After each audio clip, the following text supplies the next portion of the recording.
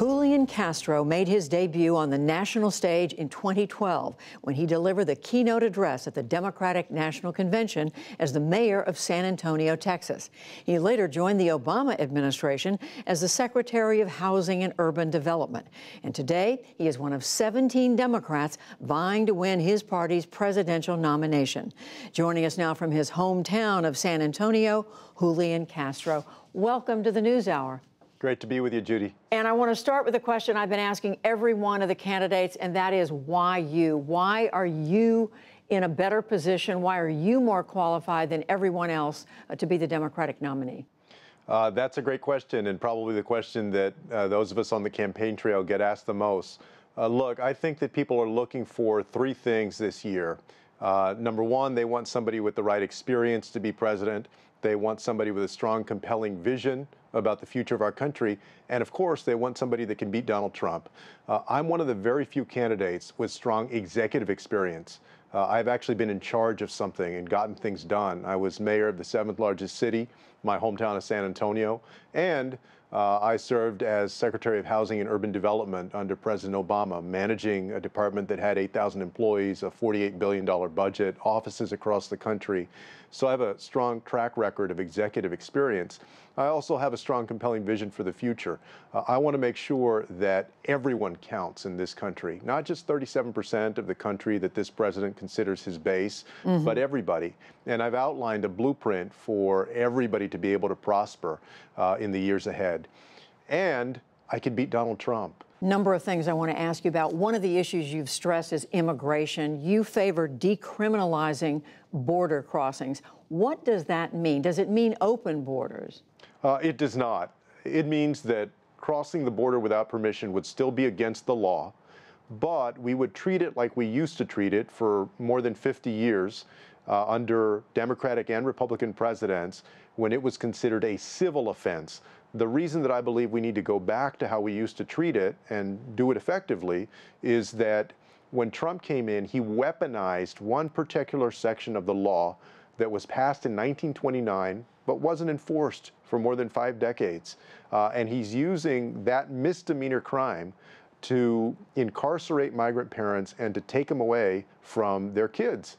What I've said is that I believe we can have accountability, we can have a secure border, but we can do it with common sense and compassion instead of cruelty. And I don't want that tool to be in the toolbox for a future administration, like a Trump administration, to separate families. So I'm trying to end family separation, but still keep an orderly immigration system. Some of your opponents disagree with you. Joe Biden says people should have to wait in line.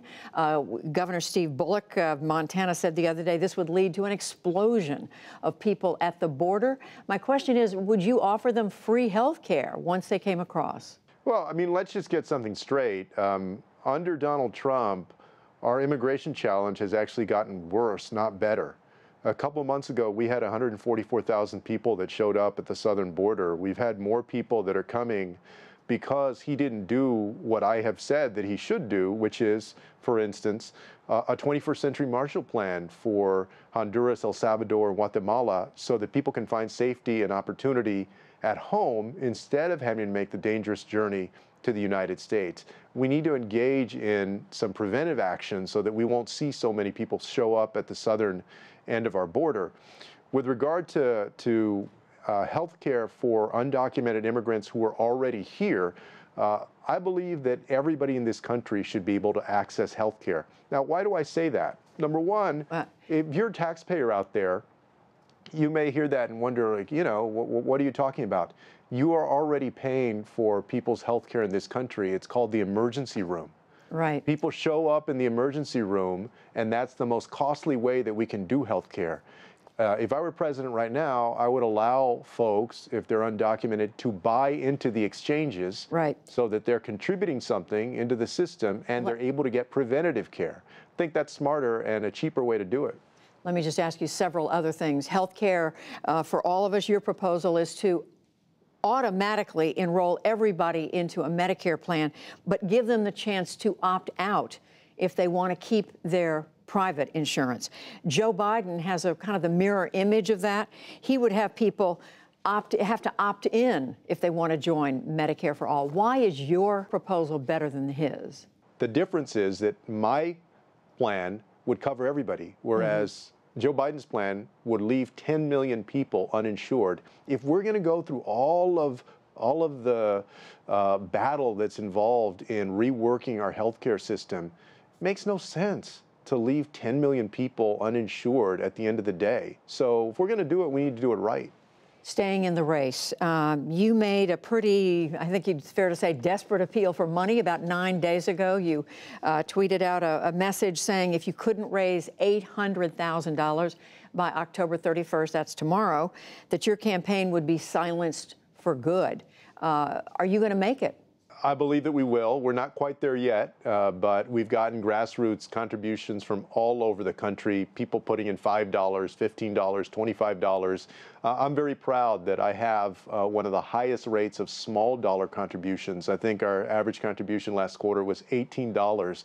So it's Americans from all walks of life. You know, I'm not taking any PAC money, any federal lobbyist money, any money from big oil and gas energy executives.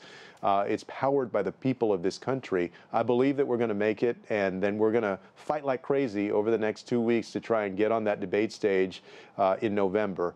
And so I'm going to be in Iowa on Friday at the Liberty and Justice Dinner. I'm going to be in Iowa for a few days, and also in some of these early states, continuing to work hard. The New York Times ran a story today noticing that even though the Democrats are fielding the most diverse group of candidates ever this year, that the candidates who seem to be at the top are all either white men, 3 of them, Biden, Sanders, and Buttigieg, or a white woman, Elizabeth Warren, and that the candidates of color, you and others, aren't there. Do you have a theory about why that is?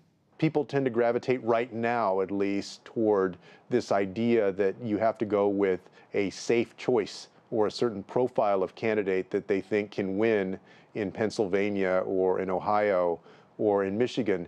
But I think we should actually turn that over on its head. The last time that we actually won big was with Barack Obama, because he assembled an unprecedented, diverse, young, working-class coalition of people that rose up, that got off the sidelines and into the voting booths.